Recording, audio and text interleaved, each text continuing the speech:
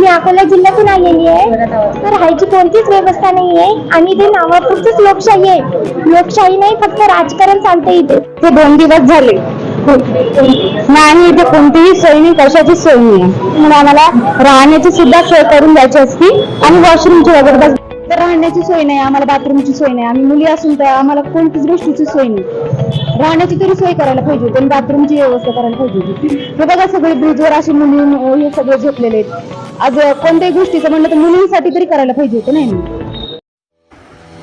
मुंबईमध्ये पोलीस भरतीच्या परीक्षा देण्यासाठी आलेल्या विद्यार्थिनींना कोणतीही सोयी सुविधा नाही.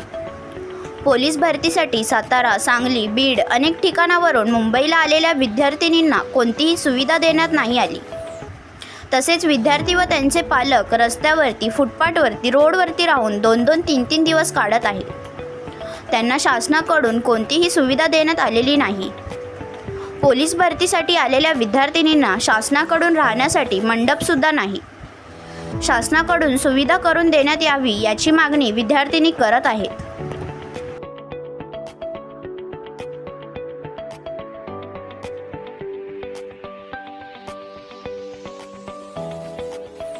इथे सुविधा, आम्हाला वॉशरूमची सुविधा नाही, ना थांबण्याची सोय नाही, ना इथे उभं राहणं, इथं कुठेही तास कुठेच उभं राहून देत नाहीत आम्हाला.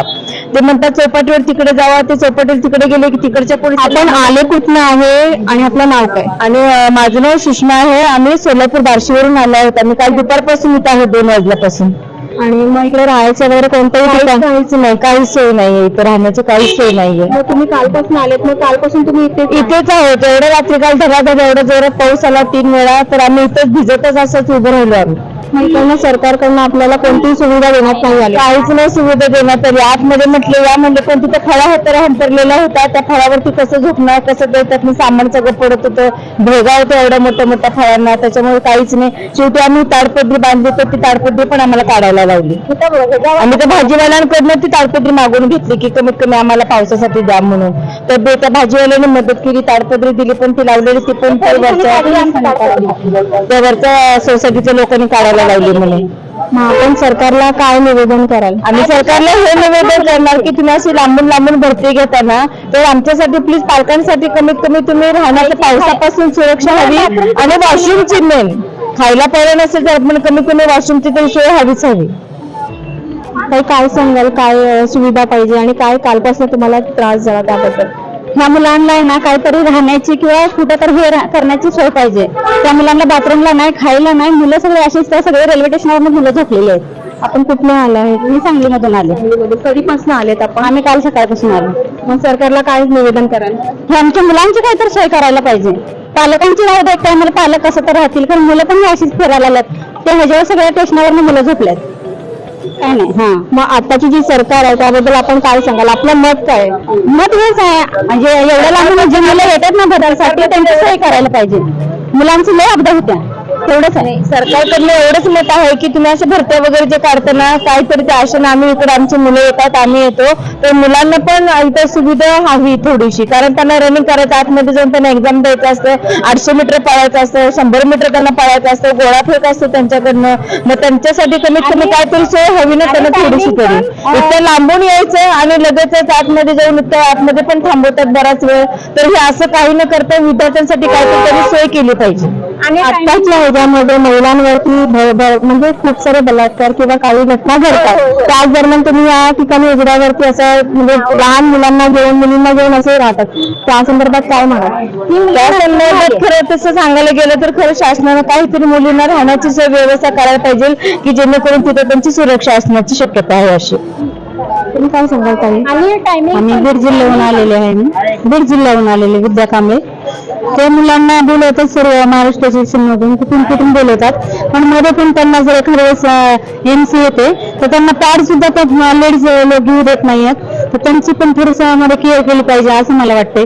कारण पळायचं असतं, त्यांना रनिंग करायची असते आणि त्यांना आत फळं वगैरे पण खाऊ देत नाहीयेत मध्ये सुद्धा.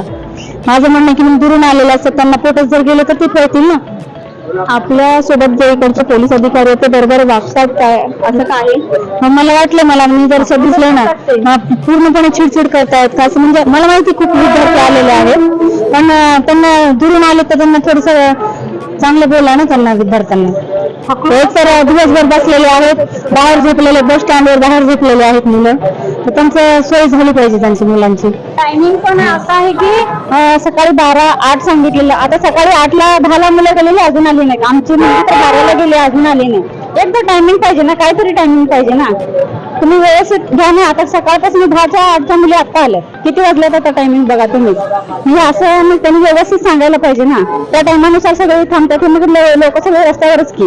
दुसरं काय त्यांना खायचं नाही, काय नाही. लांबल्या गावासनं भीड न कोण आले, कोण कुठनं आले, सगळ्यांचं भरपूर हे व्हायला, त्रास व्हायला लोकांना. नाव राजश्री संजय कांबळे आहे. मी अकोला जिल्ह्यातून आलेली आहे. इथे राहायची कोणतीच व्यवस्था नाही आहे आणि इथे नावापुरतीच लोकशाही आहे. लोकशाही नाही, फक्त राजकारण चालतं इथे. इथे मुलींची राहायची सोय नाही आहे. मुली इकडे तिकडे झोपत आहेत आणि इकडे तिकडे गाड्या फिरत आहेत.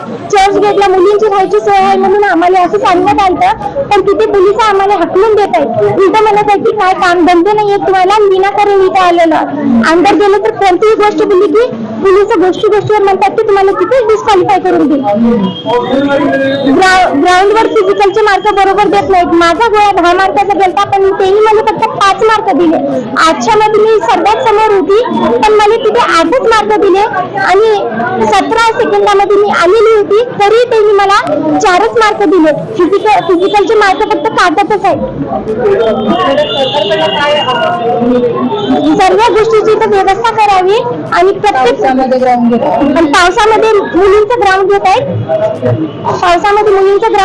आणि कोणी मोबाईल काढला तर त्याच्यावर कारवाई करण्यात येईल अशी पोलिसांनी धमकी देत आहेत.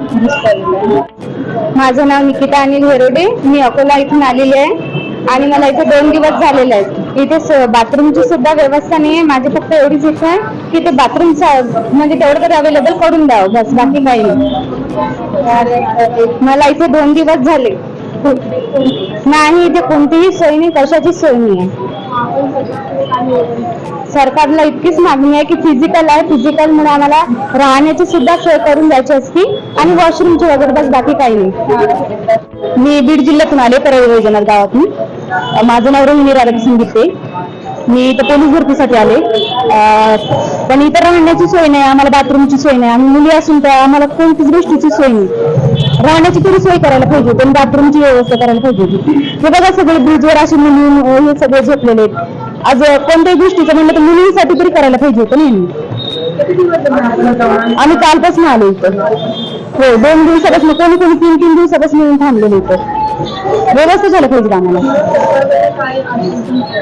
आम्हाला इथे सगळ्या मुलींना व्यवस्था झाल्या पाहिजे. ग्राउंड मध्ये सुद्धा थोडंसं हे करायला पाहिजे.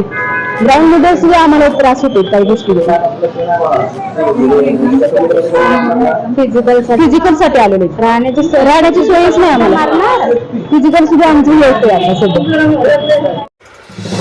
नवीन घडामोडी पाहण्यासाठी आजच आम्ही मुंबईकर 24 तासला लाईक करा, सबस्क्राईब करा आणि अपडेट राहा.